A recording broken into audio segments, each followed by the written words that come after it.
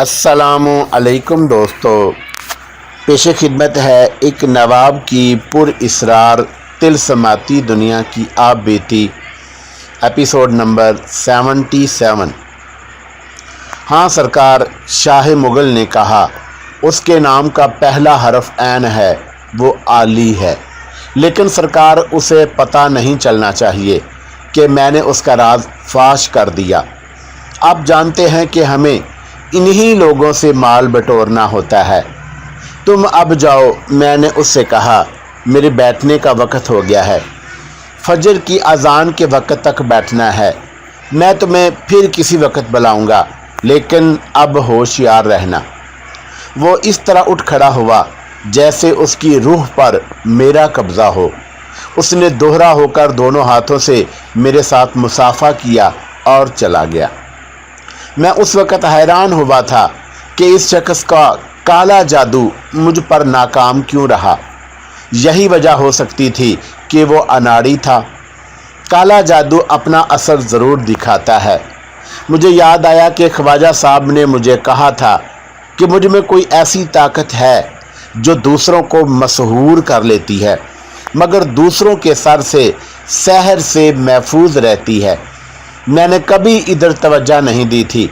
ख्वाजा साहब ने तो ये भी कहा था कि अपने आप को सिर्फ गुनाहों से ही नहीं बल्कि गुनाहों के ख्याल से भी पाक रखना। मैंने ये तजर्बा कर देखा था। गुलशन आरा का वाक़या सुना चुका हूँ।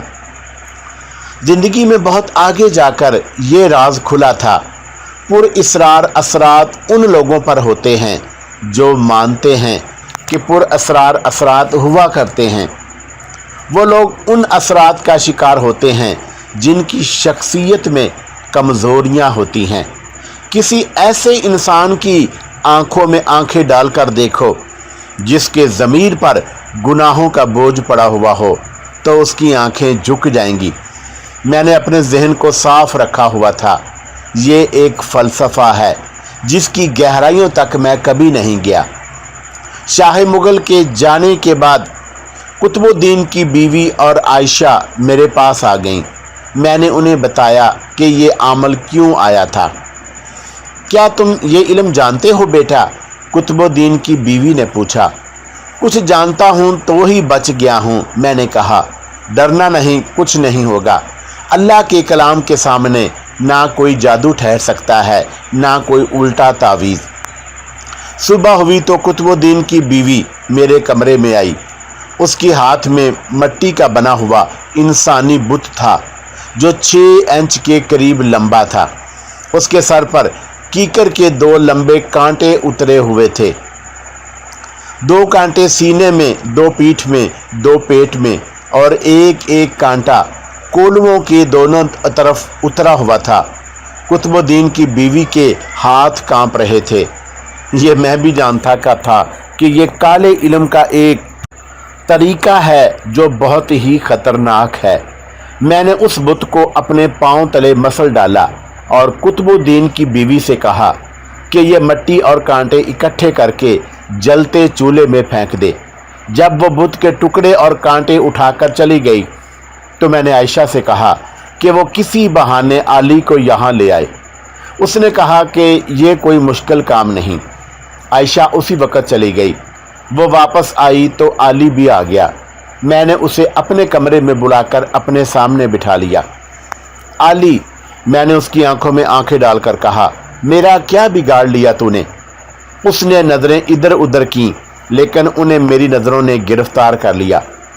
कहो तो तुम्हारे तावीज़ तुम पर उल्टे कर दूं, मैंने कहा। गांव छोड़कर भाग जाओगे और अपनी ही आग में जल जल कर मरोगे। मुझ पर कोई जादू नहीं चल सकता।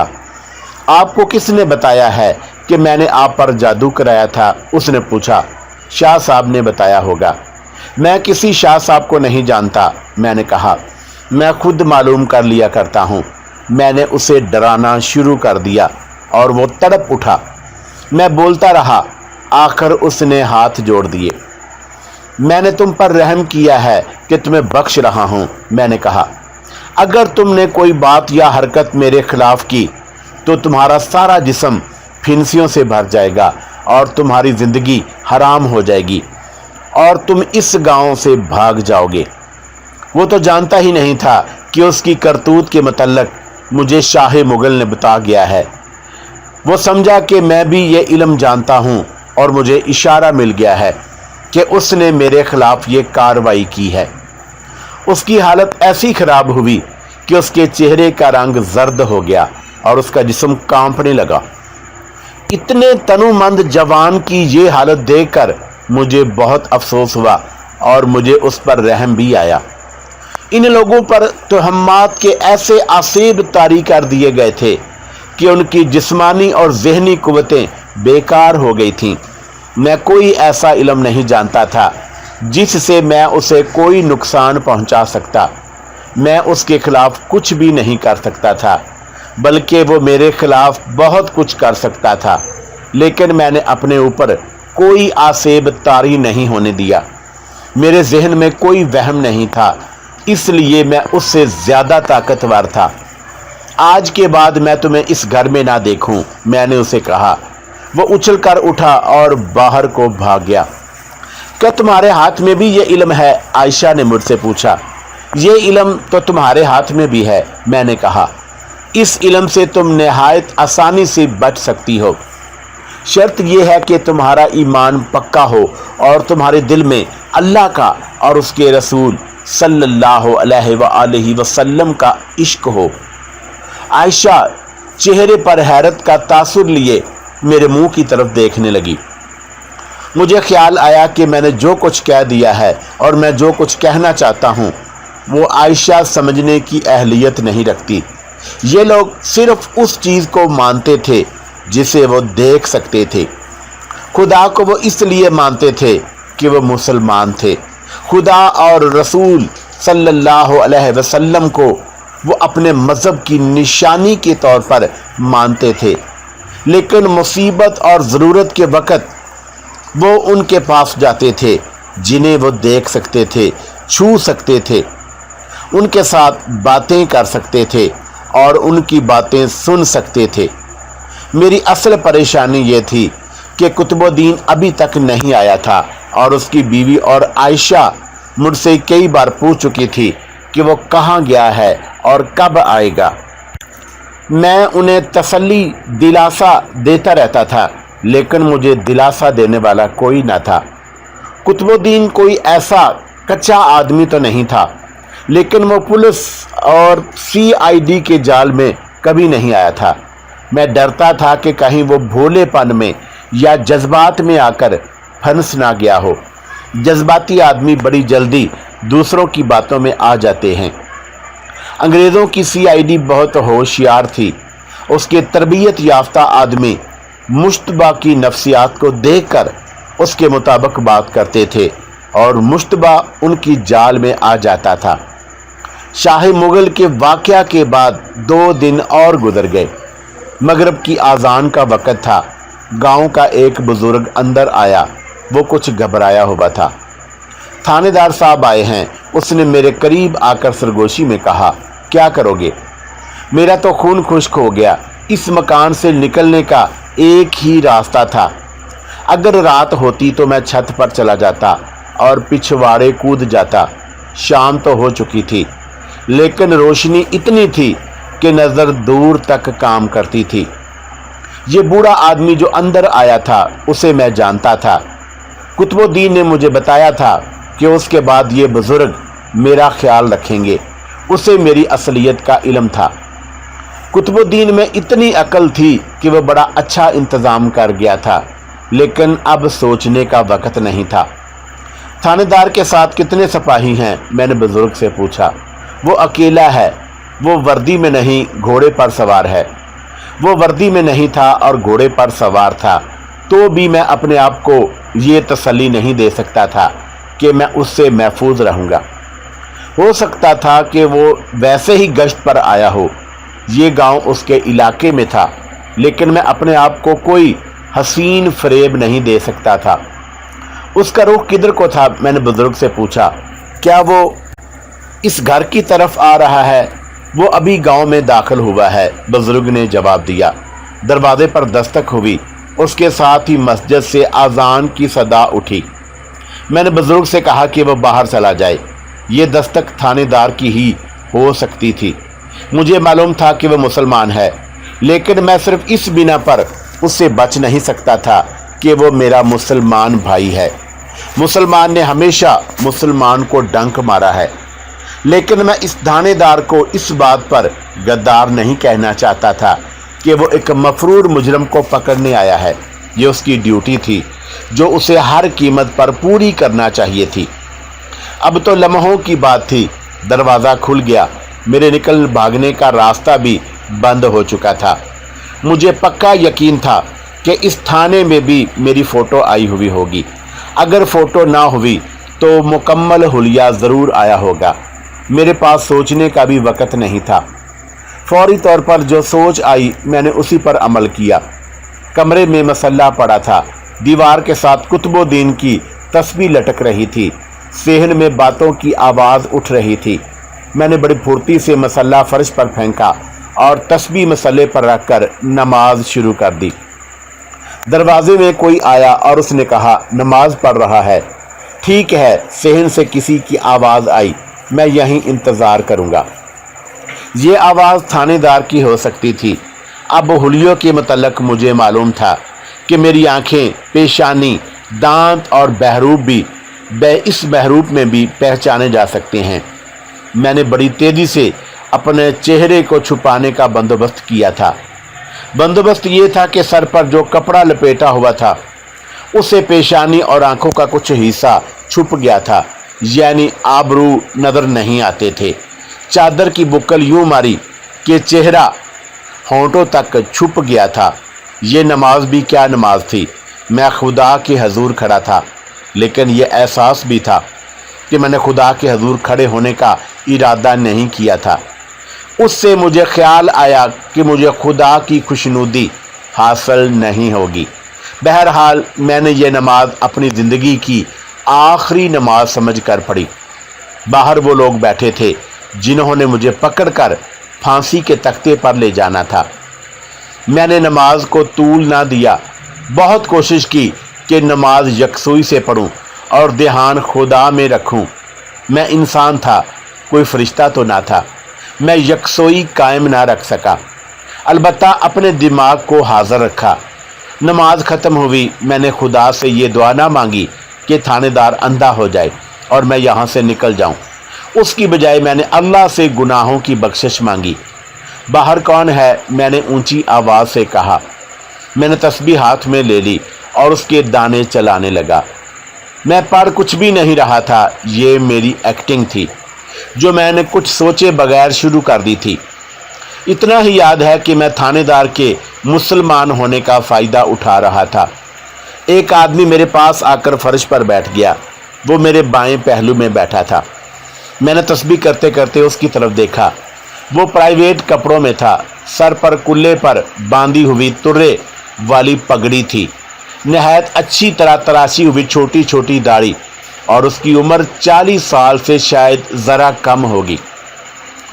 فرمائیے، میں نے ایسے لہجے میں کہا جیسے میں اس کی طرف توجہ مشکل سے دے رہا ہوں۔ کیسے تشریف لائے؟ میں نے اپنی آواز بدلی ہوئی تھی۔ سلام کے لیے حاضر ہوا ہوں، اس نے کہا۔ وہ گزارش کرنے کے لہجے میں بولا تھا۔ میں سمجھ نہ سکا کہ وہ اس طرح بھکاریوں کی طرح بول کر مجھ پر طنز کر رہا ہے یا شاہ مغل اور عالی کی طرح مجھے پہنچا ہوا شخص سمجھ رہا ہے۔ میں تسبیح کے دانے پھینکتا رہا اور چپ بیٹھا رہا۔ سلام کسی غرض کے لیے ہے یا؟ میں نے بزرگوں کی طرح کہا۔ حضور فارغ ہو لیں تو عرض کروں، اس نے کہا۔ آپ فرمائیں، میں نے کہا اور کھجور کے پتوں کے بنے ہوئے مسلے پر ذرا ایک طرف سر کر کہا۔ فرش سے ہٹ کر ادھر بیٹھیں، اپنے کپڑے خراب نہ کریں۔ شکریہ حضور۔ وہ مسلے پر ہو گیا اور بولا، پتہ چلا تھا کہ اللہ نے آپ کو کرامات بخشی ہے۔ اللہ نے مجھے کیا بخشا ہے یہ تو مجھے بھی معلوم نہیں۔ میں نے کہا، آپ اپنی بات کریں۔ ترقی رکی ہوئی ہے، اس نے کہا۔ 11 برسوں سے سب انسپکٹر ہوں، مجھ سے جونیئر انسپکٹر ہو گئے ہیں، بال بچے دار ہوں، ایک بیٹی شادی کی عمر کو پہنچ گئی ہے۔ ترقی کیوں نہیں ملی؟ میں نے پوچھا۔ رشوت کھاتے ہو؟ रिश्वत खाता तो आपके पास क्यों आता? उसने जवाब दिया, देहात के इलाके में थानेदार तैनात हो जाए तो 150 चलते फिरते जेब में डाल सकता है, लेकिन नहीं हजूर, दीनदार हूँ, एक पैसा नहीं लेता। तफ्तीश पर जाता हूँ तो मुतलका नंबरदार से खाना खा लेता हूँ। मुल्ज़म फरीक टहल सेवा करते हैं, मैं कबूल नहीं करता। तरक्की इसलिए रुकी कि एक एंग्लो इंडियन DSP नाराज़ हो गया था। कत्ल का एक केस था, मैंने कातिल को पकड़ लिया था। उसकी एक बहन का चक्कर था, बड़ी खूबसूरत लड़की थी, उसे मैंने थाने में पाबंद किया हुआ था। उसे एंग्लो इंडियन DSP ने उसे देख लिया। मैंने कहा, हाँ हजूर। उसने कहा, वो काफर दौरे पर आ गया, उसने लड़की को देख लिया और मुझे कहा कि इस डाक बंगले में भेजो। मैंने कहा, साहब बहादुर, ये काम करना होता तो पुलिस में भर्ती होने की बजाय रंडी बाजार चले जाते और औरतों की दलाली करते। वो नाराज़ हो गया, उसने वैसे ही कोई वजह पैदा करके मुझे लाइन हाजिर करवा दिया। SP साहब के आगे पेशी हुई। मैंने DSP की नाराज़गी की असल वजह बता दी, लेकिन DSP ने SP साहब के कान में ऐसे भरे थे कि मुझे मुंह की खानी पड़ी। एंग्लो इंडियन आधे अंग्रेज़ और आधे हिंदुस्तानी हुआ करते थे, यानी माँ या बाप अंग्रेज़ होता। ये नस्ल रंग रूप के लिहाज से अंग्रेज़ लगती थी, लेकिन ये लोग ज़हनियत के लिहाज से खालस हिंदुस्तानी होते थे।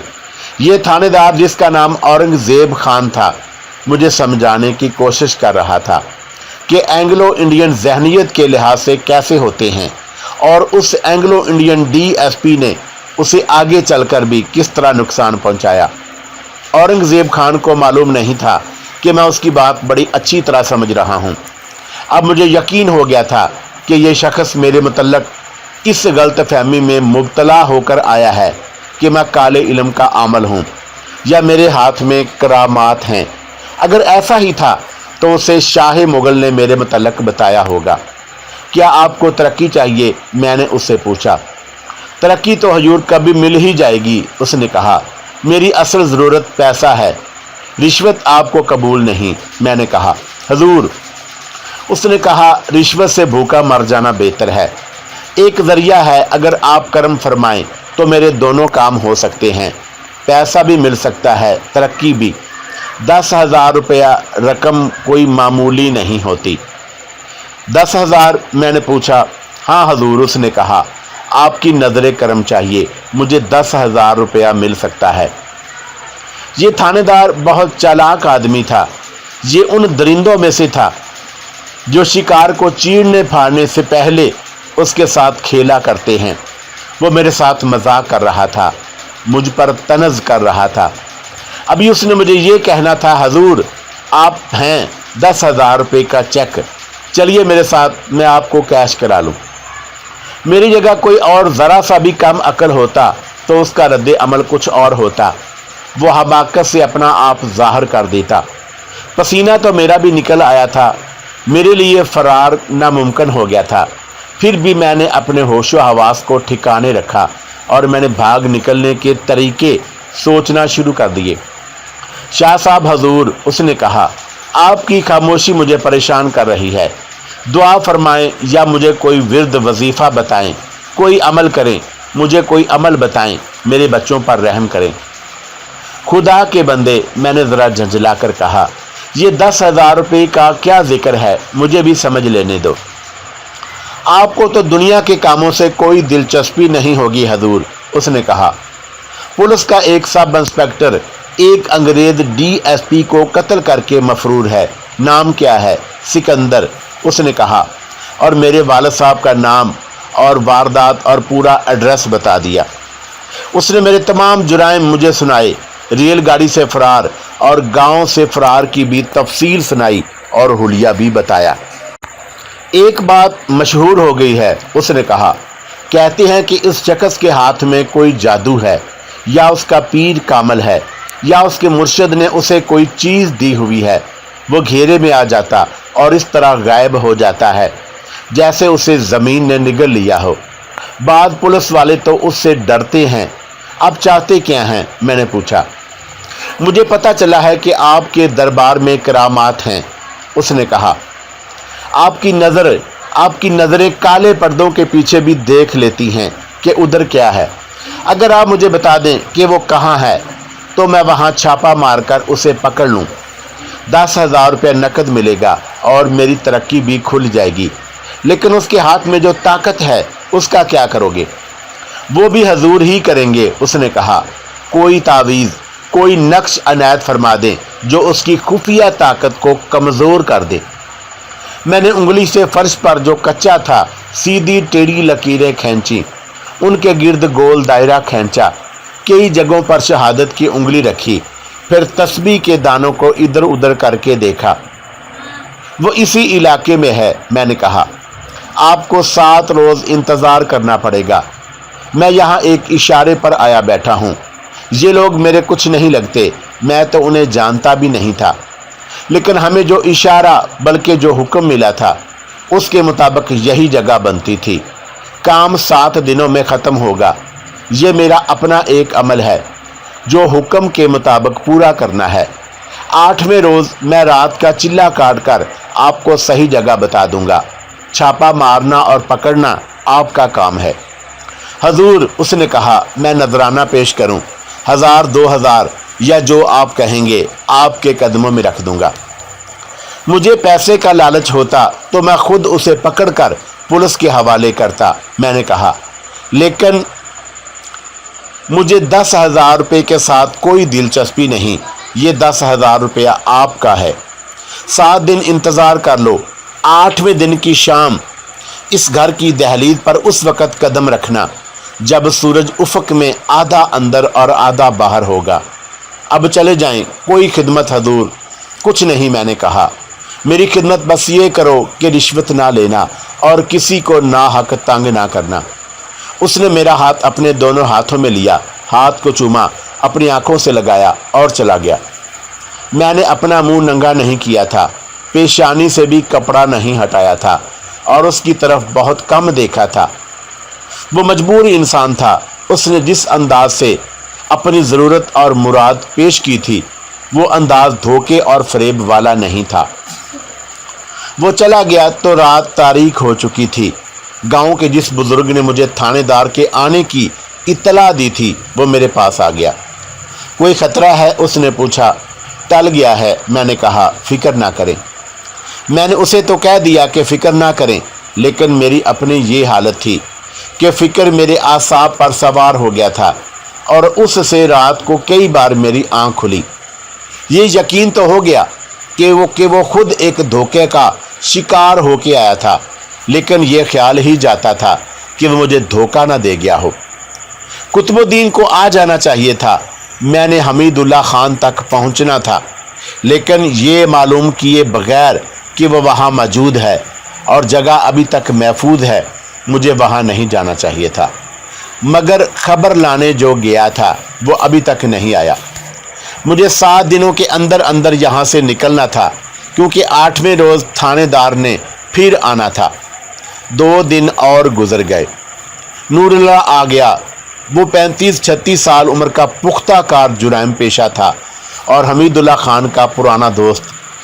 ان کی دوستی اس وقت پکی ہوئی تھی جب حمید اللہ کی جاگیر آباد تھی۔ میرا بھیجا ہوا آدمی کہاں ہے؟ میں نے نور اللہ سے پوچھا۔ قطب الدین کیوں نہیں آیا؟ میرا خیال ہے کہ تمہارا دماغ ٹھکانے نہیں رہا، اس نے کہا۔ جس آدمی کو تم نے بھیجا تھا اسے تمہارے سوا کون جانتا تھا؟ یہ پولیس کا مخبر بھی ہو سکتا تھا۔ تم اپنی کوئی نشانی بھیج دیتے۔ پہلے تو قطب الدین ہمارے ٹھکانے کا راستہ بھول گیا اور بہت دور نکل گیا۔ 1 دن اور 1 رات بھٹکتا رہا۔ اب میں ادھر آیا تو میں بہت دور نکل گیا، بڑی مشکل سے یہاں پہنچا ہوں۔ قطب الدین پر ہم کیسے اعتبار کر لیتے؟ اسے نواب زادے نے یرغمال میں رکھ کر مجھے بھیجا ہے۔ یہ دھوکہ بھی ہو سکتا تھا۔ ہم وہاں پہنچیں گے تو قطب الدین رہا ہوگا۔ اس نے تفصیل یوں سنائی کہ قطب الدین اس گاؤں میں گیا تو حمید اللہ خان کا گھر پوچھا۔ اسے بتایا گیا کہ یہاں کوئی حمید اللہ نہیں رہتا۔ خواجہ صاحب کا نام لیا تو بھی اسے وہی جواب ملا کہ یہاں کوئی خواجہ صاحب نہیں۔ پھر اس نے میرا نام لیا اور کہا کہ وہ شہناز کے لیے میرا پیغام لایا ہے۔ تم غلطی سے اس گاؤں میں آ گئے ہو بھائی۔ ایک آدمی نے اسے کہا، اس گاؤں میں ان ناموں کا کوئی بھی آدمی نہیں رہتا اور یہاں کوئی شہناز نہیں ہے۔ یہ سب وہاں موجود تھے۔ کسی نے حمید اللہ کو اطلاع دی کہ ایک اجنبی اس کے متعلق پوچھتا پھر رہا ہے۔ حمید اللہ نے کہا کہ اسے چلتا کرو۔